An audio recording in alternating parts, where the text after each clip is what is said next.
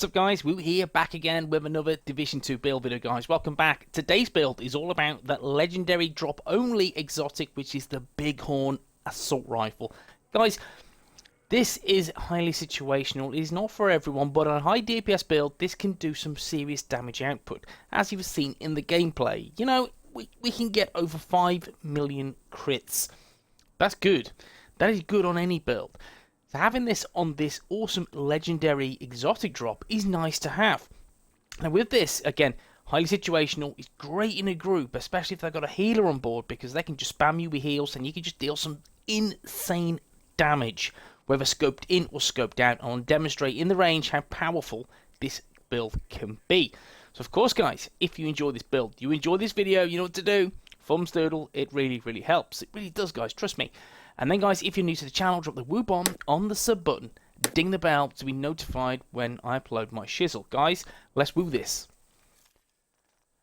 Peeps, this is the build I've been using to roll in Summit and Heroic content. I've not tested this in Legendary missions yet, but it is susceptible to take a lot of damage. So something, again, I've been kind of shying away from. But let me know what you think in the comment section. Is this viable? I will test it and we'll see how far we can go. So with this guys, you can see I'm rolling with gunner specialization. Rolling with that because I want that little bit of armor on kill. It helps because I'm shredding.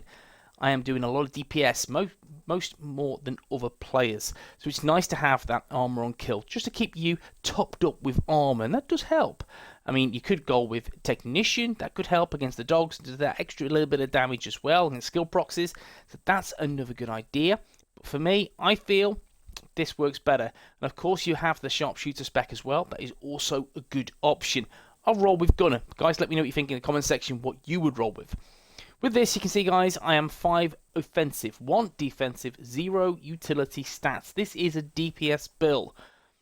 Sit and cover with this build and you will reap the rewards. High rewards with this build. So I'm using Fenris on the mask. This is a really good mask. It is 12.6% weapon damage, max crit chance, 11% crit damage, and 11.9% critical hit damage mod. With this, guys, stack as much crit damage as possible where you can. Now, guys, the holster is Seska Viroba SRO, and this is a beautiful holster. 0.2% away from max weapon damage, 0.1% away from crit damage, and then we have 6% crit hit chance. And with this, how I would infuse you to build this, guys, is make sure you are rolling crit chance, crit damage everywhere. Headshot damage will also help, that's for sure. Console, you need to be careful with this, guys, so I would perhaps go down the crit damage route. If you're on PC, then go for headshot damage. Sawyer's knee pads. Okay guys, Sawyer's knee pads, we know this will just give me a lot of damage stacks. With this, guys, it is situational for me. I'm the aggressor. I'm the kind of up close and personal. Whatever build I am rolling with, I cannot keep still. However, using Sawyer's knee pads, it does encourage you to do so because you're going to gain more damage. So with this build in particular, you are very squishy. Very squishy. So it helps to have your ass in cover, stuck to a point, fixed to a point that will give you a lot of damage output. A huge amount of damage output with this build. So Sawyer's is awesome for this setup. You can see guys, armor, explosive resistance and health. It's all about this, stand your ground. Cannot be staggered by explosions, which is good in any kind of content. No legendary content as an example. Nades spammed all day long. So that will help that scenario. Then we have this, which is the key to why I'm using this build. Increases total weapon damage by 3%. Each second you are not moving. Stacks up to 10 until you start moving. Or stacks lost 10 seconds after moving. And that means 30% extra weapon damage. Beautiful. By all means, you could roll with Coach's Mask to give you that more elevation in crit chance and crit damage. That will help. It will give you a lot of damage output. With this, if you play it strategically, you can really conjure up some really high weapon damage. And that's why I'm rolling with this particular set of knee pads. Guys, Sawyer's knee pads on this build elevates it to a different level. So Sawyer's is awesome on this setup.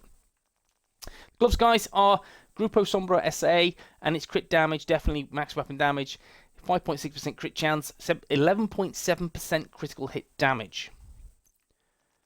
Now the backpack is not the best. It is not great. It is not awesome. I have been farming and farming a little bit more for a backpack which is Providence, that also has Vigilance, that also has, yeah, you've guessed it, 2 reds. And guess what? It's just not dropping for me at all. I have farmed and farmed. I've farmed for a long time for this particular backpack I've been looking for. It's not dropping. It is what it is. We digress. I'm using this. This works. By all means, guys, by all means, Vigilance will give you a higher damage output. At the expense, if you are going to get hit, you are going to lose that buff for 5 seconds. Something to bear in mind, guys, really. With this, I'm using Companion. I'm using Companion because you're always with your teammates, and when you are not with your teammates, you have your skill, which is the Fixer Drone. That means that extra 15% weapon damage is active 99% of the time. Whereas Vigilance, you take a hit, you lose that buff. Was it 3-4 seconds? I can't remember. But that's something, again, you need to figure out how you want to build.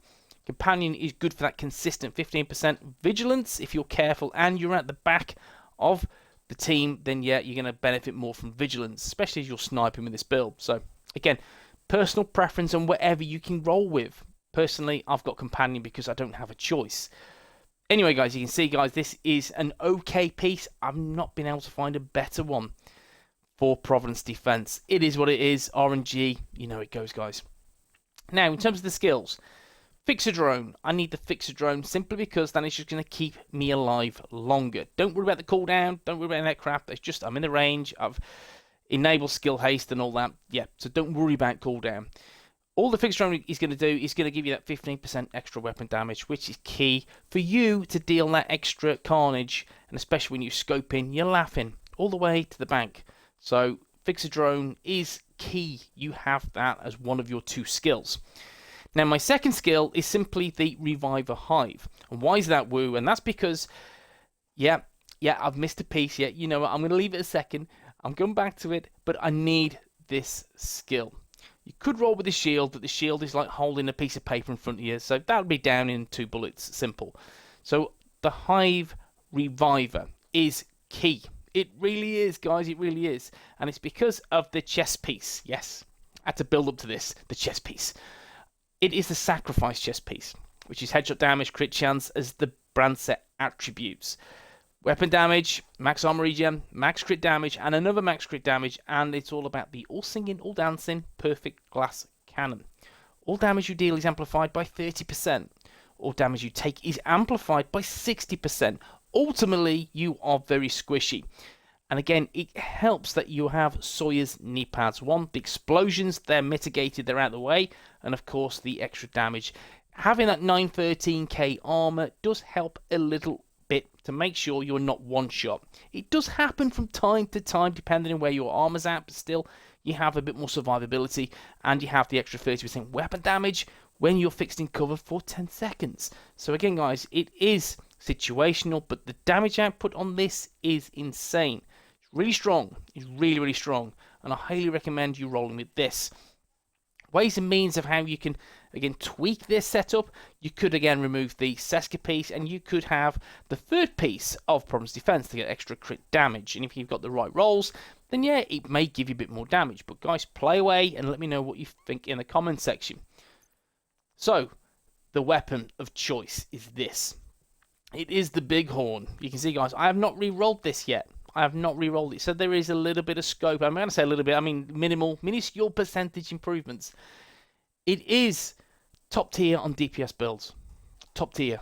If you're rolling with a high DPS build, then test it. You will really enjoy it. It will take a few hours, I find, to get used to it. And once you get used to it, you're hitting some really nice 4 million headshots. I've even hit over 5 million. It's super duper strong. And it shreds any NPCs. You've seen the chungas, that how fast they get down. The dogs, they get down very quickly. The crit is crazy.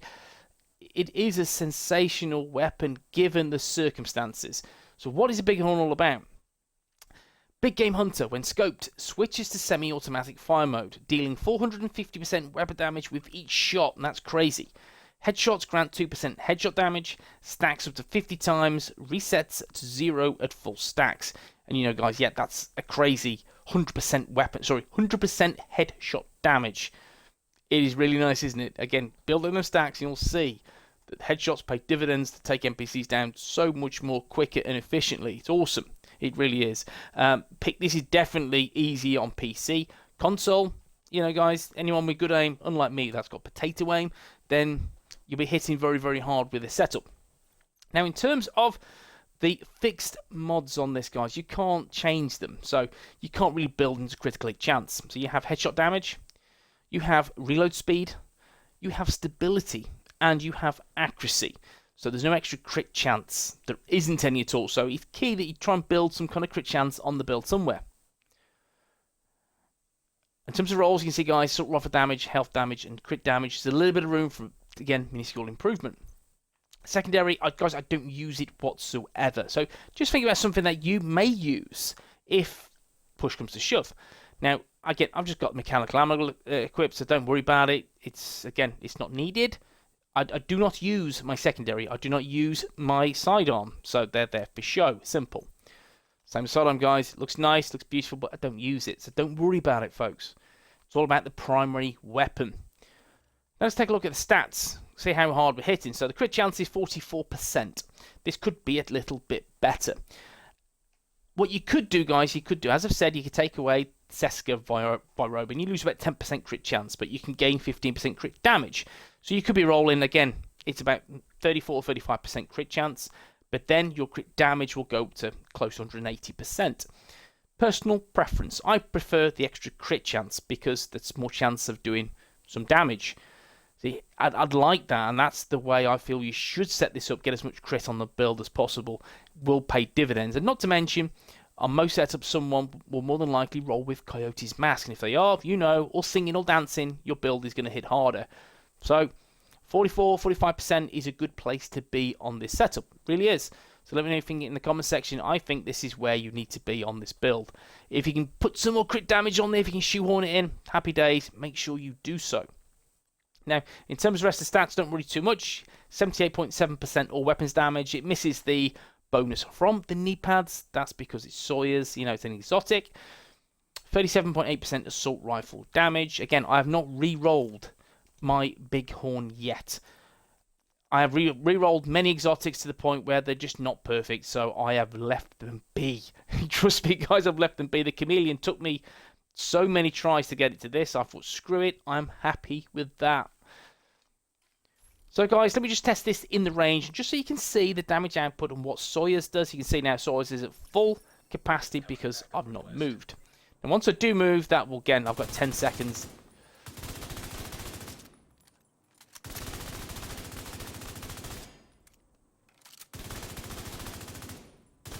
See some of the nice crits on here. It's quite beautiful. Right, we'll just build up the stacks of Sawyers, then we will scope in. So you can see with this, 650k, you're looking at your crits, which is alright, it ain't too shabby. This can be elevated a little bit more. Headshots over 800k.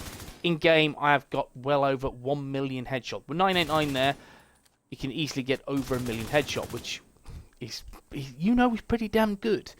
Now, let's see how powerful this is scoped in.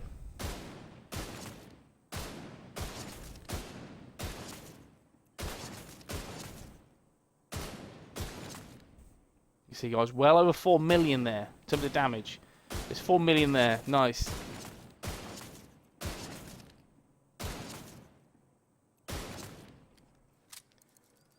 You see, guys, it is pretty special. It hits so hard. And again, if your accuracy is on point, it's only going to pay dividends and give you ultimately more rewards running with this build. I've had so much fun with this. It's crazy. Let's just get to 15 meters. Let's build up some stacks.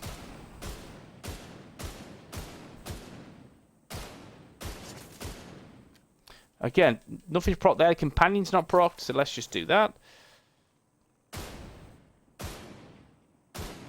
4.2 million. 4.3 million. You can see again, the stacks are still building from the Sawyer's knee pads. 4.4 million. You see why this is a really good build. And if you're hitting those headshots, guys, you know, you're stacking up that extra damage as well as a percentage. you're going to deliver some carnage on the battlefield. Yeah, guys, let me know what you think in the comment section. If you have the Bighorn, let me know what you think of it. Again, situational, yes, I agree. But with this build, it hits hard. It does so much damage. If you're running with a healer, guys, this is a note. Make sure you get this noted. If you're running with a healer, this build is top tier. If you are not, be careful. You're susceptible to go down. You've got perfect glass cannon. You need those heals. You need that green goo, that's for sure. So guys, hope you enjoyed the build. Hope you enjoyed the video. If you know what to do, thumbs doodle, and I'll see you in the next one. Peace.